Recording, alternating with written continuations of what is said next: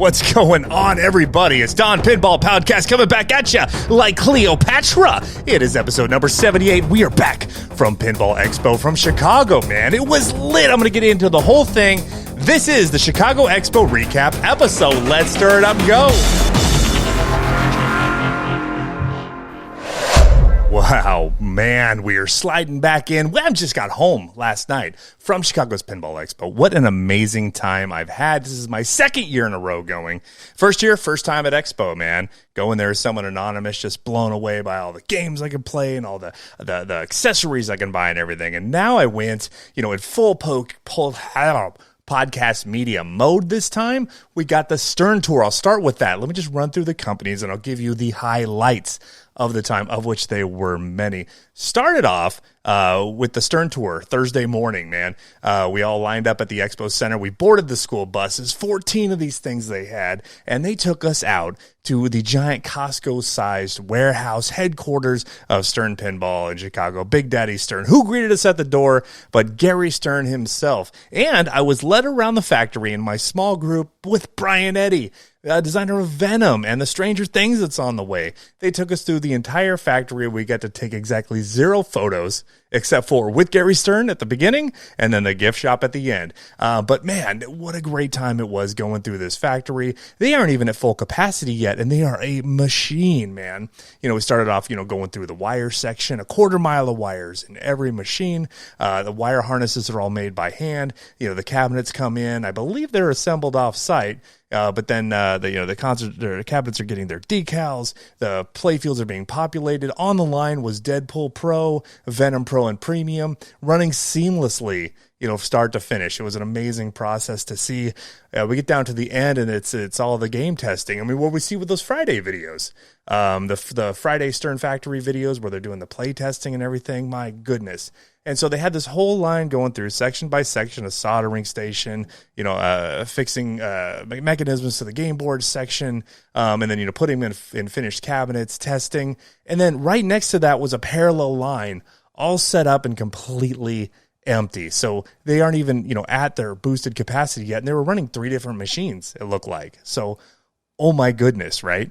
At the end of the tour, okay, we walked by the area where there was staging for all of their ready to go equipment, and there was just pallets and pallets of toppers. Elvira toppers were there. They were screwing together the Rush toppers, and they had just a giant pile of Elvira toppers ready to go. So if you've been wanting one of those, which you are going to, you can order it right now, man, and get it. I'll tell you where to order here in just a bit. At the end of the tour, we go out to the, where they have the break room area and that famous wall of microwaves. And there it is sitting there, the black and white blood red kiss edition of Elvira's House of Horrors. One that when I initially heard this rumor that they were doing Elvira House of Horrors, but in the black and white with red highlights, I was thinking, I see how that works with Monsters. It works great with Twilight Zone, but the art on Elvira is amazing. Purples and greens and everything. Like, what's that going to look like black and white? Well, the answer is fantastic. So another limited edition has come out. 500 of these things. Blood Red Kiss Edition is what they're calling it, of Elvira's House of Horrors. And it is a black and white playfield, black and white cabinet, and cabinet art with highlights of red. And the pictures do not do this justice of the radicals that are on the side and how glossy their finish is. Exactly the same quality as Elvira 40th Anniversary Edition, which to date was like my favorite cabinet ever, right? Now it's black and white. Elvira's laying in that same recumbent position with a red dress. And this red dress, this drip that she has on, it is just covered with red glitter all throughout. It is so shiny, you cannot tell in pictures. I've looked back at the pictures that I shot, and it doesn't look as striking in person, represented in the photos, than what this cabinet looked like. And like touching that gloss on the back box, on the side of the cabinet. Like, normally we don't give a whole lot of thought to, cabinet graphics, but this thing needs to be displayed. It looks amazing. Just the quality and the different textures when you feel it. I'm very tactile with this thing, right? And then all through the play field, it's actually, the color's been redone. It's not everywhere where there was red before is now shiny, sparkly. They've added red to highlights all throughout there, and it works so well in person, right?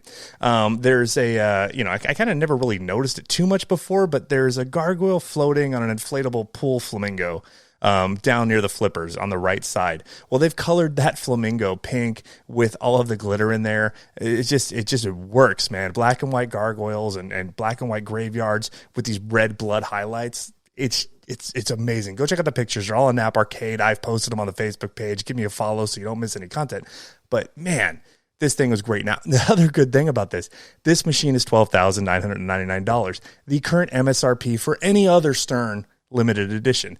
When the 40th anniversary edition came out, the big purple cabinet, it was call dealer for price, anywhere from $20,000 to $25,000. They only made 199 of them. They've been commanding that rocket high price ever since, and now you can get one for way less than that. And it looks actually, honestly, it looks a little better. It does. I never thought I would say that because the 40th anniversary of Elvira was like the most beautiful cabinet I'd ever seen. This one topped it. Well done, Stern. Golf clap. I've talked to my distributor, and they're already sold out. I didn't know why until now. I didn't think of maybe trading in mine towards the purchase of one of these. But I reached out to Jeff today, and he's already, all of his are spoken for. He's going to try to get some more. And if he does, maybe I can finagle a deal somewhere. Otherwise, this thing looks great in person. What else we got? We did get an update for the Stern production schedule just recently, and briefly, December is full of Godzilla premiums, Bond pros and premiums. Those are coming. Deadpools are coming. Stranger Things is getting run next month. The pros will be first. The premiums that I have on order, and I just paid the invoice for, will be coming towards the end of November, and then we're just going to keep rolling. Rumor corner, there's a rumor that we may still see something else from Stern this year. I mean, a glut of riches, man. I really wouldn't expect to see something like that. But, there's still that rumor tossed out there for a vault, put in that what you will. There's even talk about releasing the next Elwyn Cornerstone and revealing it before the end of the year. What are you doing to us, Stern, man? You got my wallet is on life support right now with these things. I got Stranger Things coming. You're going to drop out big old Elwyn on us. So Stern is just doing fantastic. Now, at Expo, I think Stern, the biggest booth that was there, was probably the station I spent the least amount of time at, mainly because I have all the games right behind me. Also because there was brand new things on the floor. The Elvira wasn't at the Expo floor. It was at the factory tour. It was unplayable, and it was turned on, but I tried to scan in my Insider Connected so I get some recognition, and that was disabled. It was probably a non-functional prototype, but man, that thing looks good. I don't know quite when they're getting run. I think they did release that in maybe December, maybe November, but look up at the production schedule. But man, Stern was absolutely in effect in conjunction with Marco Specialties at Expo. I didn't spend a lot of time there this year. I was there like mad last year. This year I was running crazy on everything else. Let's talk about the other big dog that had a release, Jersey Jack Pinball, right? Makers of Toy Story and Godfathers. Now, we've heard that these games have been sitting in boxes available, for some time with distributors. So we were all wondering, what's going to be the next killer app that's going to, take JJP back out of the doldrums? When are we going to see some of that magic from Wizard of Oz when we first saw that? And then the rumor has been Elton John. The rumor's confirmed. That is what it is. There's an Elton John pinball machine, and a collective kind of came over the pinball community when they're like this isn't like just a dad theme. This is like a granddad theme. What are we doing, Jack, with Elton John? But God bless it if they didn't drop a machine that was just fantastic, man. Steve Ritchie was there, designer of this game, designer of Black Knight Sword of Rage, designer of Star Wars, Star Trek, the classic, awesome games. High Speed, man. The dude's a legend. He went to Jersey Jack on the stipulation that he needs to fix the flipper feel, and boy, did he. So I was fortunate enough, humbled by this, but I was invited as media to come to a preview Friday morning, I believe it was, to play this game for about an hour with some other folks. And we had a blast playing the Platinum version, playing the Collector's Edition version. So here's the deal. The prices didn't change, $12,000 and $15,000, which seemed very outrageous, and was for Toy Story 4, was for Godfather. It feels a little bit better now, looking at what's going in this. So Jersey Jack has elevated their game, right? Their basic model for the last two releases has been a limited edition, what they called it. Edition size of 5,000, which isn't terribly limited in this space. They didn't release the numbers. It's an unlimited version, but they called it Platinum. They didn't call it Limited, which is great. What they did do is take the awesome Radcal effects that come with their collector's edition, and they're adding it to the lower tier edition as well. So really, I think Jersey Jack is doing the right thing here. They're going for, a kind of a luxury model machine. Every machine of Elton John is going to look fantastic. They got Radcal glossy cabinets and about 7 to 8 pounds of glitter, it seems like, in each version, more so in the collector's edition. So we'll start with a quick breakdown and impression. I played it about 5 or 6 times. I had one decent game where I got 2 multi-balls, got up to 60 million points, which for me, I was very proud of myself for doing that. I played longer than 5 minutes. Go me. I got an extra ball even. Put your cares and worries to bed about the flipper strength, man. It is here. It is back. You're able to hit every ramp. The wire forms are nuts all over the place. You hit the drop target behind the right upper flipper, and the ball goes behind there underneath the shooter lane wire form into a rocket ramp that just launches the ball, auto launches it up around the back of the cabinet, does a little 360 swirl, and then kind of returns back to the play field. And the whole thing, this was great. This is what elevates this game. The shots are good, but there are rope lights all along this big Rocket Man ramp towards the back of the play field, and it tracks the ball as it goes around. So this is something I've seen, some roller coasters are doing this, where there's lighting along the track that follows it, and it's magic when you see it. So to see it like chase the ball around the field, like it felt great every time I hit that. It wasn't bricking. A decent shot went right in there. I was able to hit it if I was intentionally going for it. The crocodile scoop works. The upper flipper shots, it looked like there was, I need to review this, but 2 ball paths on the left side of the field from that upper flipper. One of them goes up and feeds into the grand piano, like the centerpiece mechanism of this game. Elton John as a mini animatronic in full Dodger sequin regalia, just like playing his piano, turning his head, tiny dancing away, man. And then getting the balls to lock inside the piano for a multi-ball, all while the music is thumping. And this thing just works. It felt good to play. It was fun to play. I did not get bored with it. It wasn't a game where I want to walk away from the third ball. Like I was actively playing on my best behavior to keep from draining so I could explore all these different pathways. I think it's a right orbit shot that comes around to the left, and then there's a wire form that just ends abruptly about an inch above the play field, just letting the ball just careen straight down to the left flipper. It felt great every time I got that. This is a game that you can sit there and just flip balls around and watch ball pass go around, or you can play with intent and the shots are hittable. The code wasn't jumbled. It made sense to me. The call outs worked. They told me what to do. I hate that I love this game as much as I do. Really, I mean, this thing slaps. Christopher Franchi did the art on the premium. I forget the name of the guy, the team that did the other one up there. I think it might have been the guy that did the Halloween spooky art. But there's 2 different art packages, and one is definitely platinum. It's got a lot of grays and slate colors. The other one, man, it is gold laser cut armor for the CE version. The platinum version, the lower priced one, the $12,000 lower priced one, comes with a dual field acrylic topper, which is serviceable. The CE, though, looks like they took a stack of unused iPads from Toy Story 4, took them out of the playfield where they do not belong, and put them up on top of the topper where they do belong. So there's like 2 giant LCD screens up there and like a little pseudo laser projector, something of the kind that you would pick up at Spencer's Gifts, which projects laser-ific projections up on the ceiling above the ride above the machine.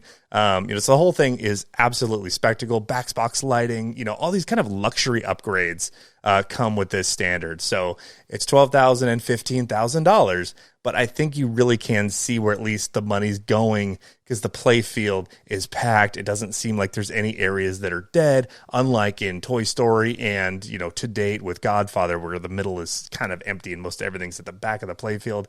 This thing just has things to hit on the right, things to hit on the left, interesting ramps, and it does that thing in pinball that I love. When you walk up and you go and you look at the play field and you see a mechanism or a shot or something and you wonder, how do I get the ball up there? Where does it have to go? Not just a simple layout. like a Fishtails or a Taxi, where you can kind of see when you walk up what you're getting.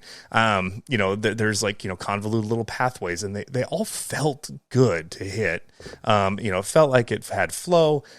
I really liked this game, and I hate that because, like, I don't have the room in my budget for everything.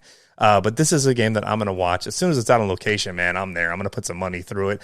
You got to have a kick butt speaker system for this, because this game is a spectacle. This would be a game to put in your game room if you had just one game and you could highlight it, because you got to show off the art on the sides. It's a showpiece. You have to show the glitter. You have to do, they had external speakers flanking the machine, just feeding that music right at you, with the laser projections and everything. Like, it was a whole experience. It would be hard to just kind of stick this in a lineup and just have like Elton John right there. This thing has to be like, at the corner of the living room or common room or somewhere in your house if you get one of these things. And I don't think there's a bad way to go, man. The playfields are the same between the two. There may be more glitter in the CE. The CE definitely does have more to it, especially with that integrated topper. But, man, the thing is awesome either way. I don't think you can go bad with this one. I'm going to watch this one. And if this thing does what Godfather and Toy Story 4 have done, where they've dropped in price, and Guns N' Roses as well, on the secondary market, I think I would scoop one of these up, man, for $9,500 for sure, dude. And it's Elton John. I never knew I would like it as much as I did. But this game is awesome. Where can you get one of these games? Well, you can email Jeff@madpinball.com. He's the sponsor of this podcast. Here's the jingle. Listen to these guys, man. This jingle slaps. Jeff is my homie. We were hanging out there with the Angeli brothers, having just a great time. If you need a game, email Jeff@madpinball.com. He will hook you up. Canton, Ohio, shipping, he'll figure it out, man. Best shipping rates I've seen. Let's listen to the jingle. Topper spots, they've got them all. Call 1-800-MAD-PINBALL. Need more words that rhyme with all. Need a pin, call Mad Pinball. Give me them robots.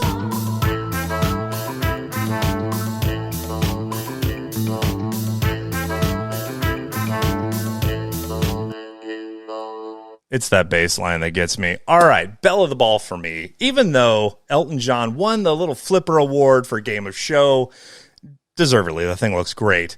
I'm giving my my Dondi award, I haven't named it yet, to Barrels of Fun's new game, swinging out of the gate with Jim Henson's Labyrinth. You've seen this thing. It's on Nap Arcade. It's on my Facebook page. It's all over the place. The Mystery Pinball Company, whose logo was that exclamation point with the power lightning bolts. That flipper right there. This thing slaps my cheeks. So they took a Muppet-filled, George Lucas associated Jim Henson production with the irreverent David Bowie and Jennifer Connelly, and they ripped that world out and they crammed it inside of a pinball cabinet. I did a live stream of this game. They had a pizza party reveal. They had 4 games on the floor, 6 up at the pizza party that was open for everybody. I was lucky enough to be invited in early. I streamed the heck out of this thing. But as we were setting up, I'm just going to gush on this game. The glass was pulled off, and I just took my camera and went through the whole play field on one of my lives. It's on the Facebook page at Don's Pinball Podcast. Go check that out. I spent some time kind of going through and just really showing all the different shots, all the different areas, the moments, the regions, the themed areas of this game. This game looks like a Fantasyland dark ride from the Magic Kingdom or Disneyland. They got one of the guys from Weta Studios to do the sculpts and design. And they spared no expense in this. There's a whole Goblin Village that exists within this game. There's a Wise Man sculpt. There's another the whole door layout. The one that lies and the one that always tells the truth, like in scale, right back there with like sculpted cobblestones. Man, if you like details and miniatures, this thing is amazing. It's got one of the best ramps in pinball, one of the best wireforms that I've played, and again, like brand new company, right? Unproven as far as like being on their own, but this company in this game, obviously made by people that know how to make a pinball machine. It's shot well. It's engaging. It's a different type of game than Elton John completely. Elton John is a spectacle, man. Like you're at this show and the music is thumping and the sequins are everywhere. This, you're on an adventure.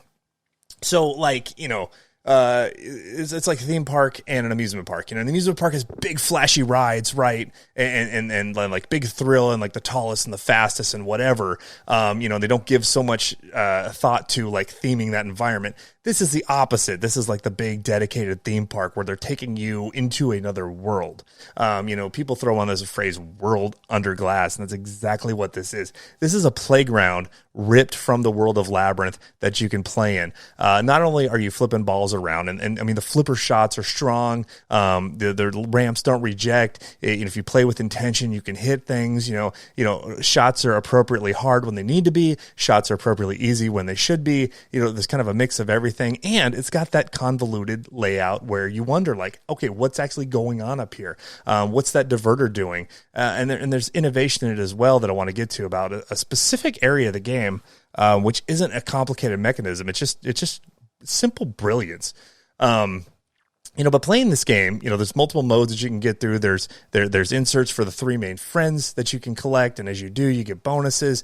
You can do modes, like it's a mode-based game. You know, hit the shots, start the mode, and then you play through it, whether you're doing, you know, the cleaners, or whether you're doing, you know, the doors, or you're doing the Bog of Eternal Stench, which has fart sounds with every stand-up target, and it's hilarious.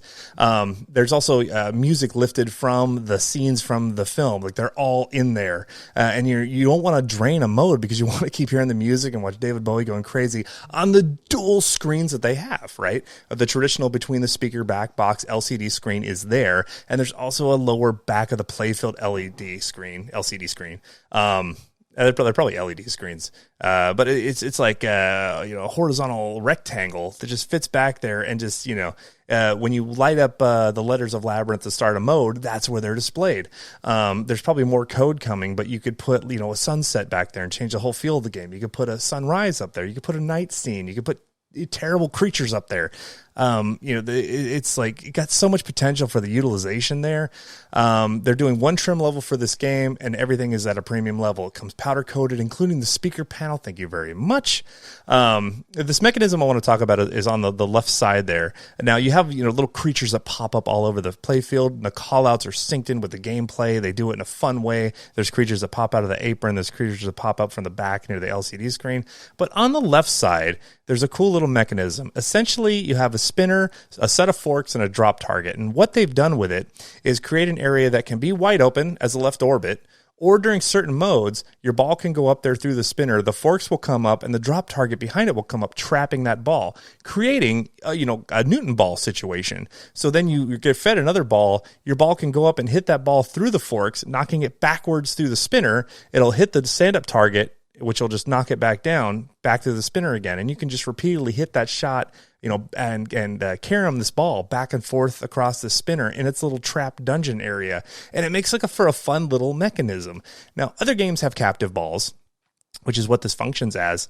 But this one is one that can be there one moment and not be there another. And it's pretty simple how it works. It's a set of forks and a drop target and a spinner.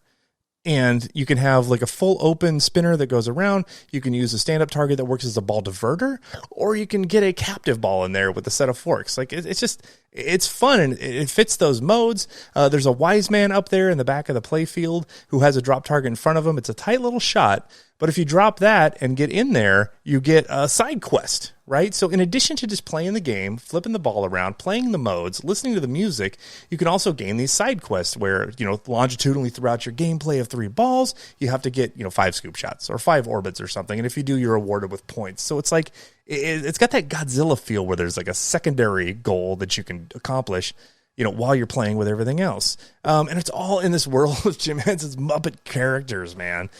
So, like, well done, Balls of Fun. This game's $10,600. The topper is amazing. You know, there's 3 sculpted, like, full-scale goblin creatures up there. The 2 on the sides turn their heads back and forth. There's call-outs that are coordinated with them. Their eyes light up and blink. The thing just works, man. It had the longest line of the show, at least a half hour consistently, and that's across 4 machines on the floor. There was about 1,500 people playing at the pizza party.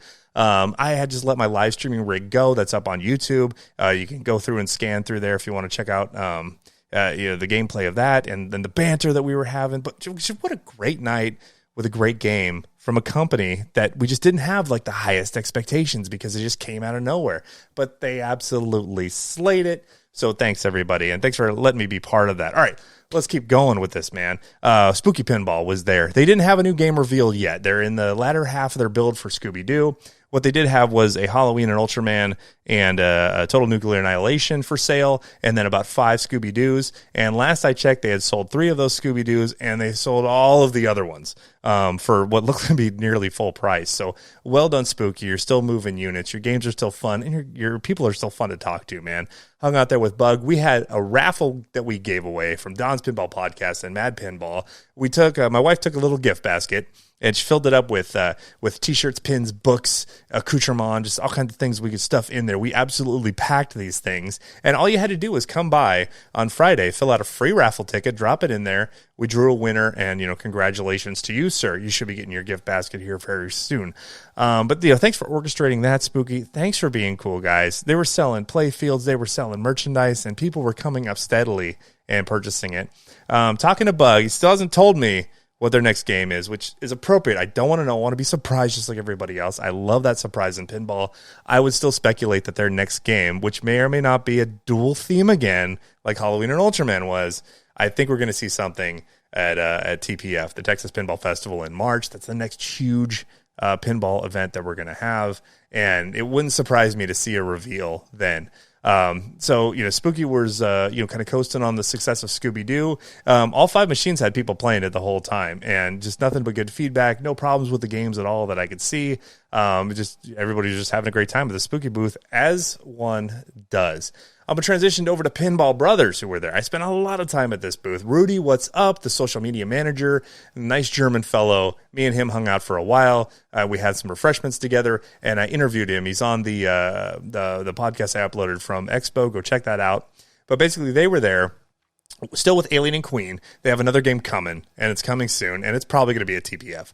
But they are re-releasing an edition of Alien, their wide-body atmospheric game set in the world of Alien and Aliens. There's like 2 different gameplay codes right in that game. Well, now they got the rights and likenesses to Ellen Ripley character, Sigourney Weaver's character from Alien and Aliens, and so those call-outs and those scenes from the movie are now in the game. I was able to play it. There's new graphics coming. They weren't finalized yet.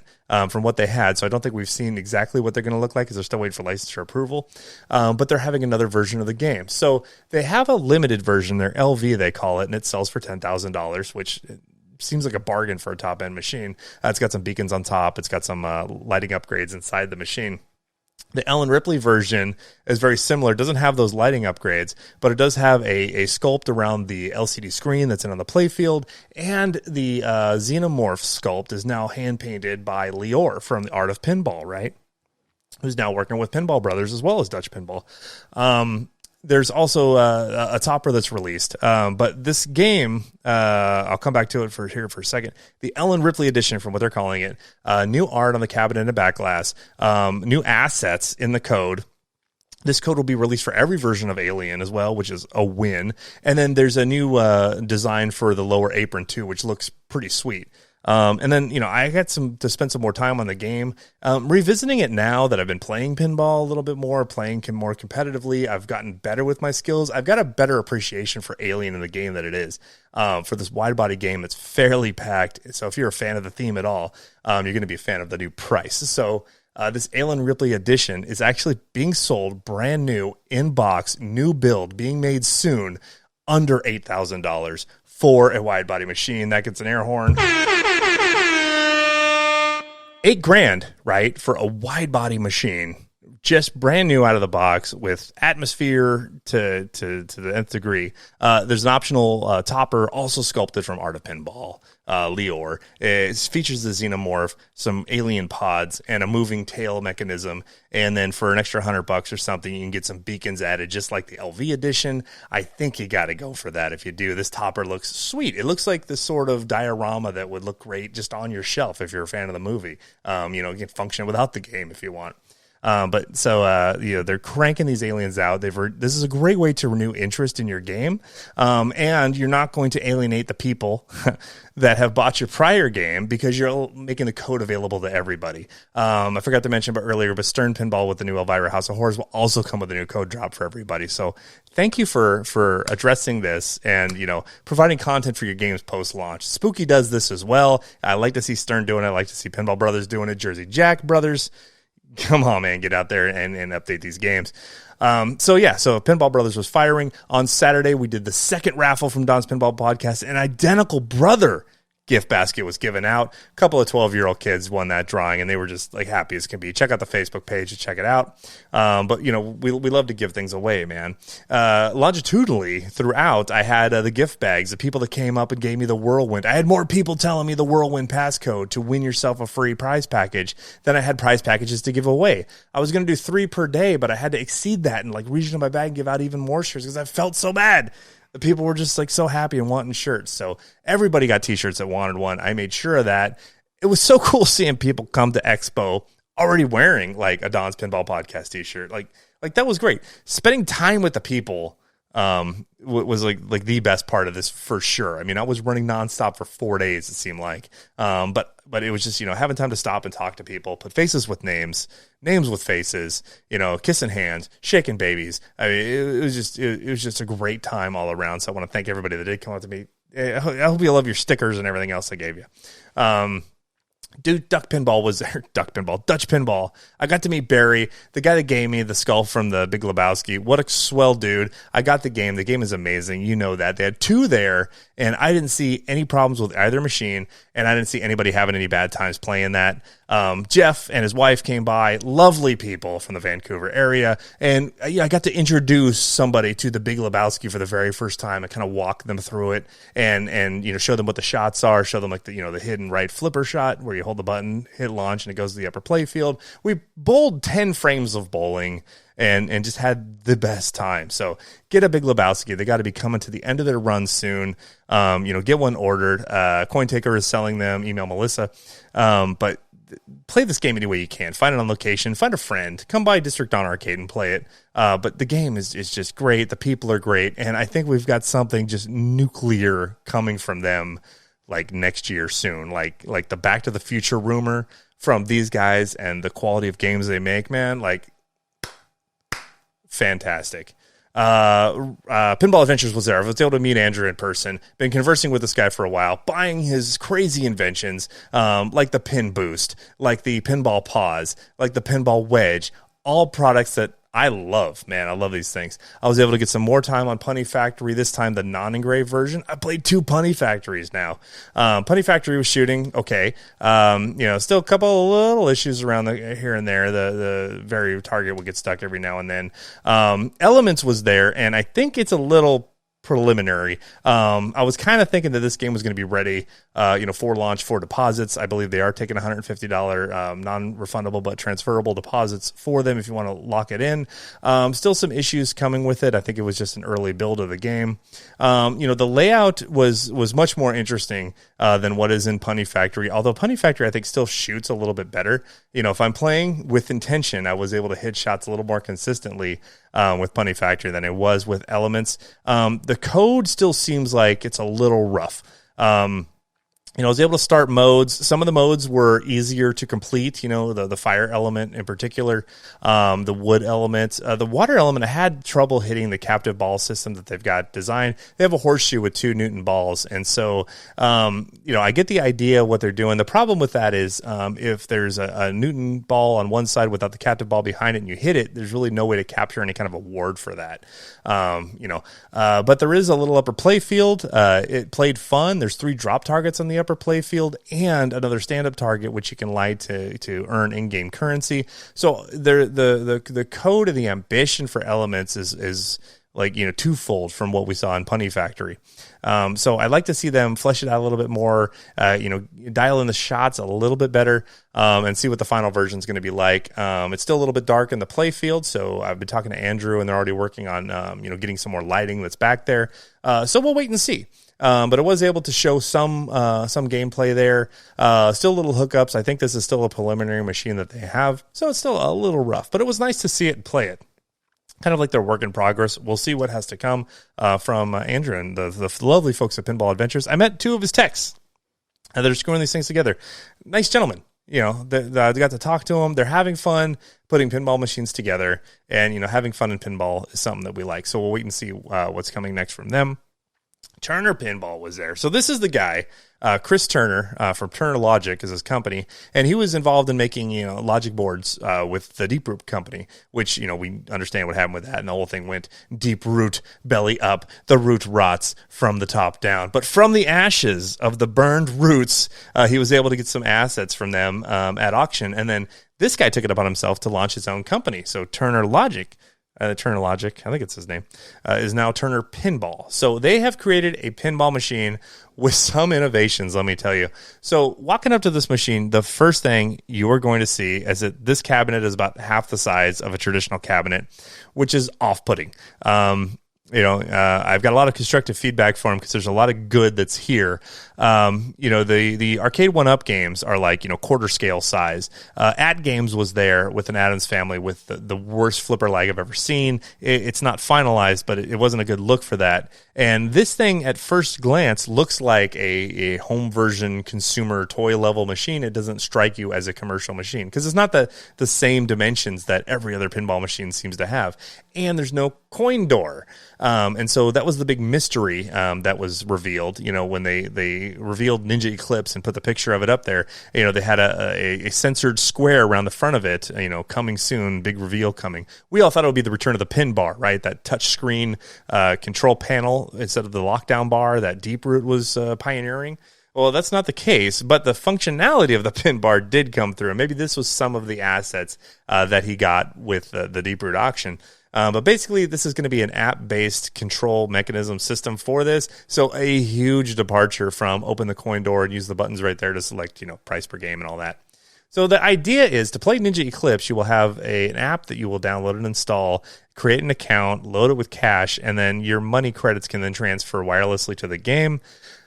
Assuming everything's working okay, assuming the Wi-Fi is working in the place that you're playing it, like there's a lot of variables that are hard to control for in a commercial environment that wouldn't necessarily be a problem at home if it was on home play. So let's cover this first. How does the game play? Game plays actually really good. The shots feel good. This is the designer's first pinball machine, and you wouldn't know that going up to it and playing it because the shots do feel interesting and compelling. It had one of the coolest scoop mechanisms that I have seen in pinball. There are 2 scoops on either side of the field, 2 scoops just like a Raisin Bran. One of them faces to the left, the other one faces up the play field. So what you can do is use the kickback from the left out lane. We'll shoot the ball up most of the time, get into the right scoop. That right scoop will then shoot out, eject across the playfield into the left scoop. The left scoop will then eject up the playfield to the upper right flipper, which you can then hit and then go up into the ramp that circles the back of the orbit of the machine. Goes around that big temple sculpt that's there in the back. So it's a fun, like, you know, caromming effect of the pinball, like working itself up the playfield, which we don't really see. I've never seen a scoop feed to a scoop before. That was interesting.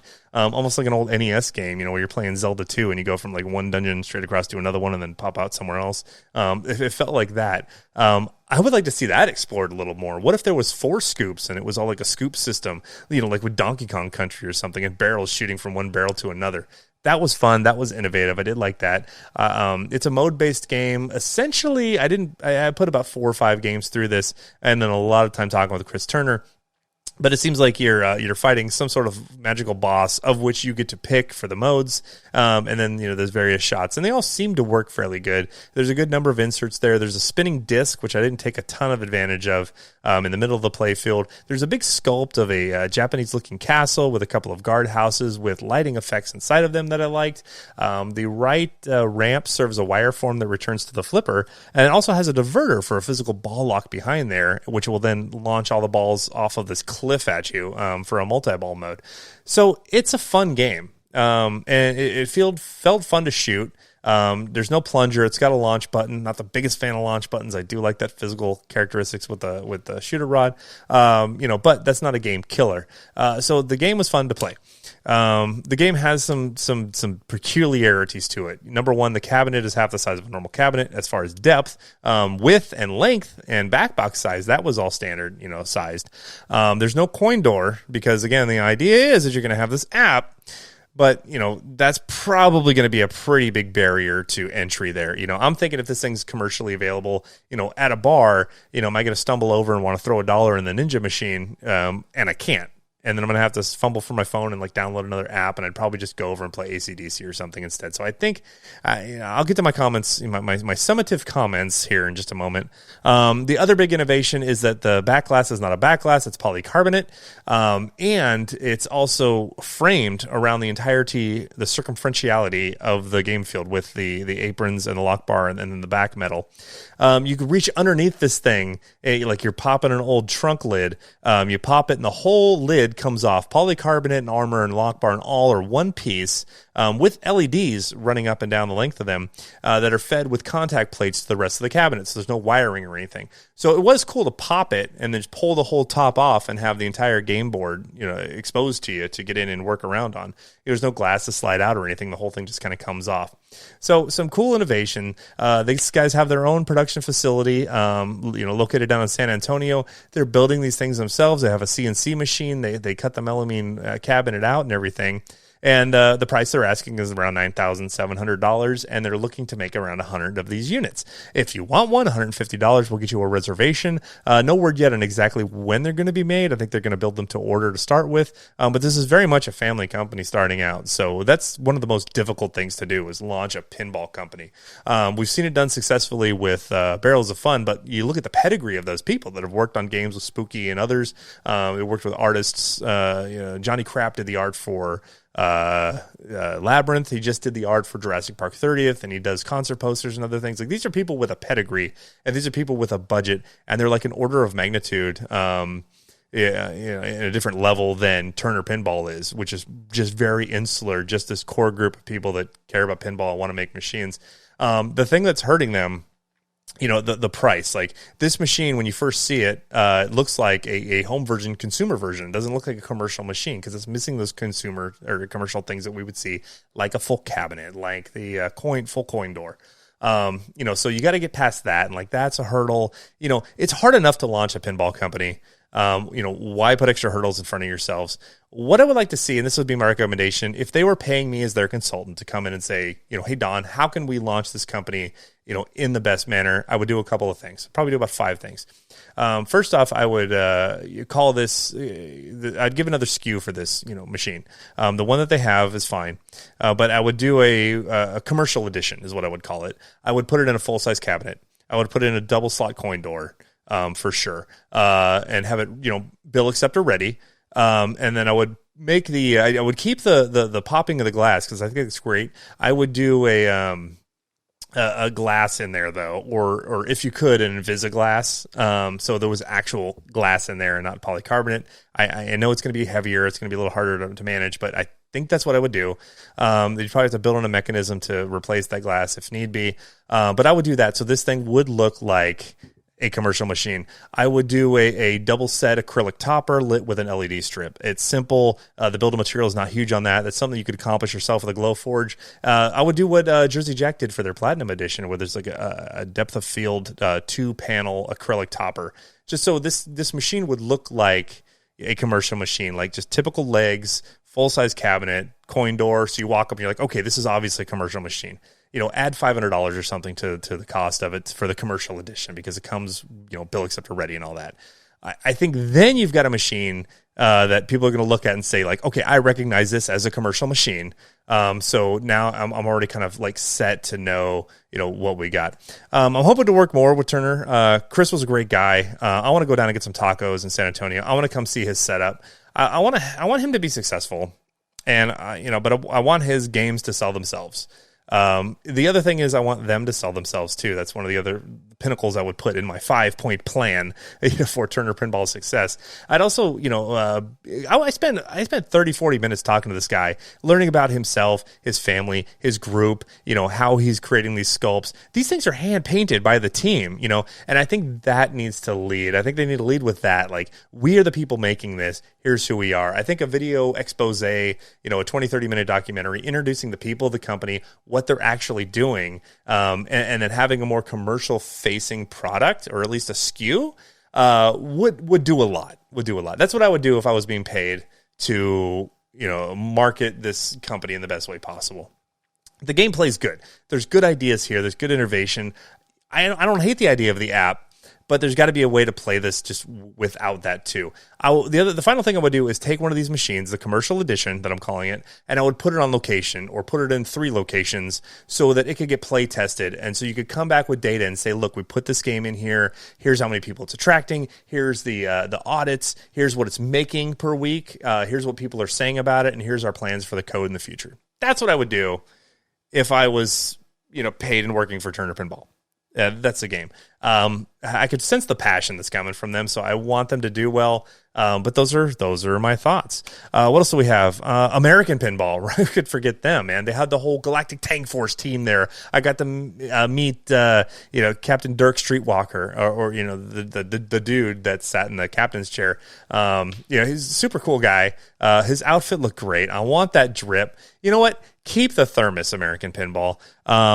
For your signature edition, you can keep that thermos. I want that outfit. I want that jumpsuit. I want to dress up as Duke Kaboom when I play that game, or Duke Moonrocks, or, Kick McScratchy, or whatever his name was. I want to wear that, and I want to play the tank. That's what I want to pay $16,000 for the top end edition. The banners, fine, include the banners. Damn, give me a thermos if you want. I want that outfit. I want the jumpsuit. I want to feel like Tank Commander. Everybody I was talking to that played the game, it's a cool game. The game's fun, and it is playing better now than some of the ones that I did play. It's been hit and miss. I think the launch has just been kind of stumbling on Moonrocks, but I think it's getting finally to where it needs to be. I didn't hate the game. I'm not, in super love with the game. I'm not ordering one. I play it on location when I see it. But I'll tell you what I did do with American Pinball. I walked right by all the Galactic Tank Forces, and I walked up to Legends of Valhalla, of all things. Now, I played this game before, and then kind of, went off and played Oktoberfest and whatever. So this is the first time coming back to Legends of Valhalla in like a year. And it's kind of a cool game. I kind of do really like the layouts of it. I didn't get, deep into all the modes and everything, but I'm playing it, and there's a lot of things that if I was creating a pinball machine, I wouldn't hate if my machine played like this. The center ramp that goes up and feeds the wire form, the left wire form is fine. I like the locking mechanism into the longboat, through that ramp. So, so there's 3 ramps in there. There's 3 flippers. There's cross shots. There's some flow that's in there. It's not the most engaging theme because it's not tied to an IP or anything. But it was actually pretty fun. I like the Thor hammer that's in the back. I like the magnet under the playfield with the Kraken. And as I was playing better, it was fun. I would like to get some more decent time on this game. This is a game, I think, of all the American pinball machines, Oktoberfest, Houdini, Hot Wheels, Galactic Tank Force, and the other one. What the hell am I missing? There's one more. This is a game of all of those I wouldn't mind actually having for a little bit. Like, I was shocked. I went back and played another one that was a couple booths over. Somebody had one that had some mods in it. And I'm like, where's this game been? Like it's pretty fun, I think. So I'll have to take a look at, what the prices are in the used market. But I don't hate it. It shoots well. It's well made. The flippers feel good. The shots feel good. They don't brick. There's interesting things here and there. If I made a machine and it was that, I wouldn't be happy, or I wouldn't be sad about it. I'd be fairly happy. So had some fun at the booth. Ran into David Fix. Actually talked to him for a little bit without introducing myself or giving myself away. So we're not best buddies or anything. They're a company, and I think they may have something for us coming soon as a follow-up to Galactic Tank Force. Something with some He-Man in it. I think it's He-Man. I think they got the He-Man license. I think the Sonic guy is the guy that's doing it. If they make a game that's not full of cake toppers, but it's full of as many things in it, if it plays like Legends of Valhalla with the, you know, accessories and embellishments and lighting and ramps of Galactic Tank Force and the mechanism of Galactic Tank Force, but it's Masters of the Universe. I think this game could have legs. Maybe not tank treads, but legs. So I'm happy to see what they're going to have. So no big reveals from American Pinball at this time, but I think they're a little bit off cycle. I think Spooky and American Pinball are on their own cycle. Everybody else was on this cycle where this was the big release. I think we're going to see a big release with Texas Pinball Festival from American Pinball. I'm feeling it. What else do we get to talk about? Let's talk about Rocket City Pinball for a moment. My boy Andy over there, maker of 3D printed start buttons, of which I have one on every one of my machines. I have a button for a machine I don't even have yet. Stranger Things. I got a waffle. It usually comes in purple. He was able to do me a blue waffle. Those you know. So I'm excited about that. And he's partnered with Flip Mods, maker of the some of the cool stuff that's coming out for Venom, like my Taco Bell building that I got. And they have a new building for the Clintar building. No, the Daily Bugle building. They've got a new 3D printed replacement for that. That's more three-dimensional, not just that acrylic. So take a look for that. Andy also came up with a fix for the right insert problem. Like when you're playing Venom, if you haven't played it already, particularly if you're playing the Premium or LE, Doppelganger, when he's in his rest position, you can't see if that insert behind him is lit or not from a player's perspective. You got to crane your neck and kind of look underneath spider cheeks to be able to see it.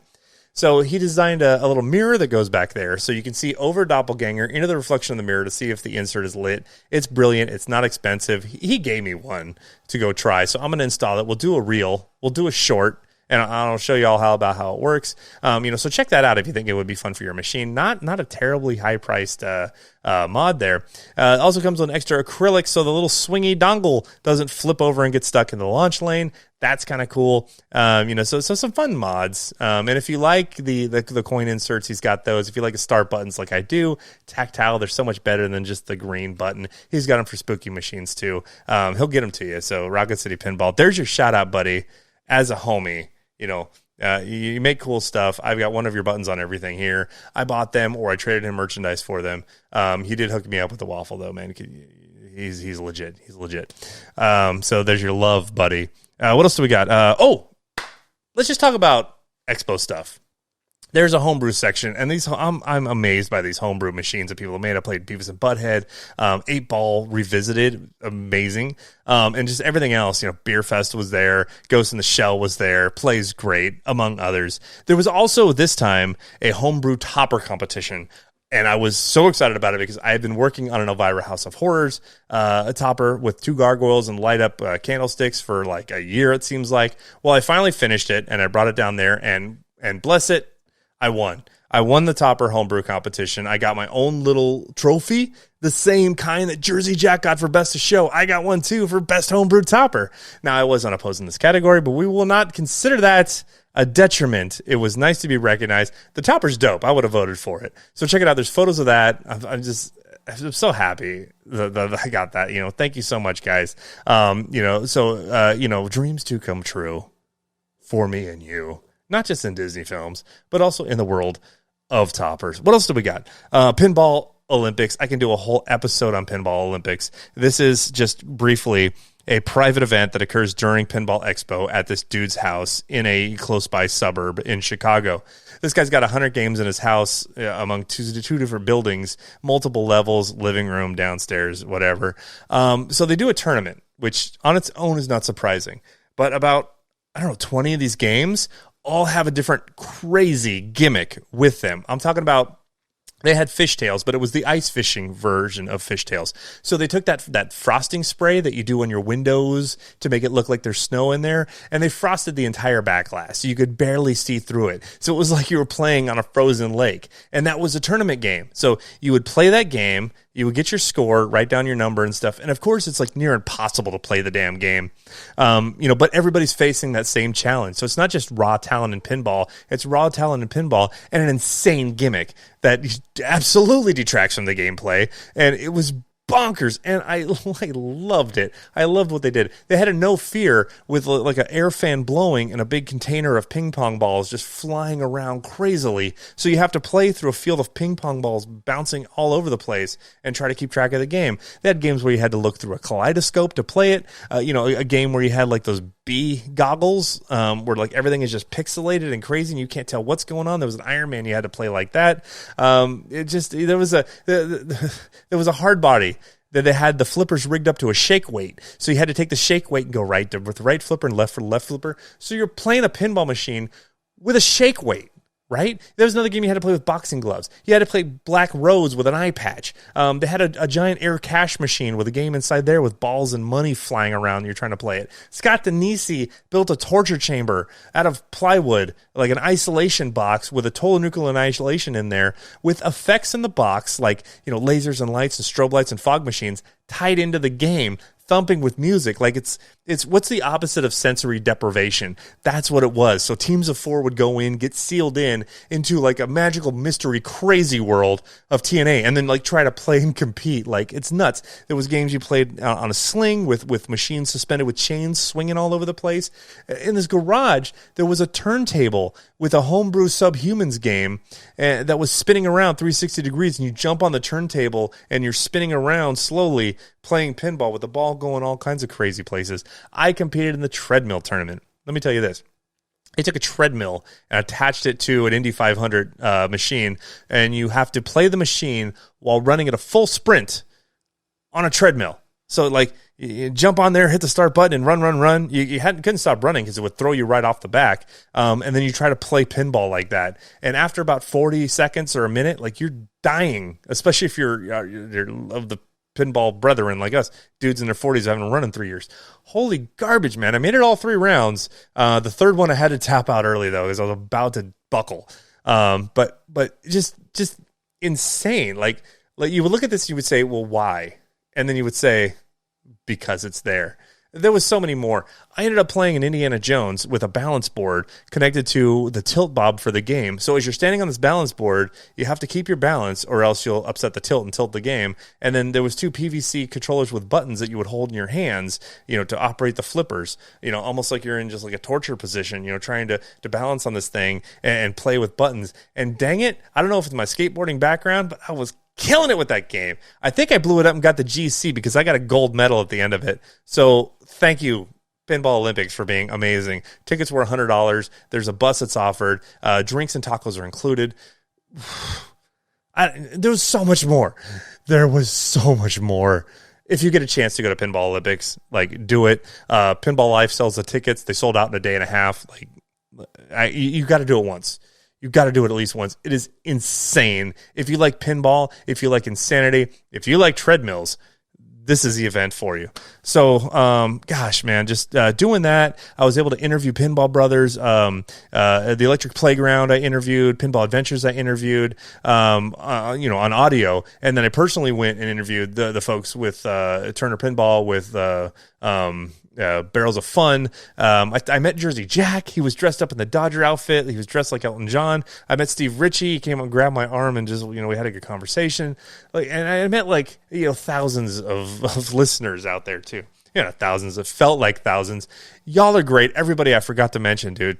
You guys are just amazing. It was such an awesome time at Expo.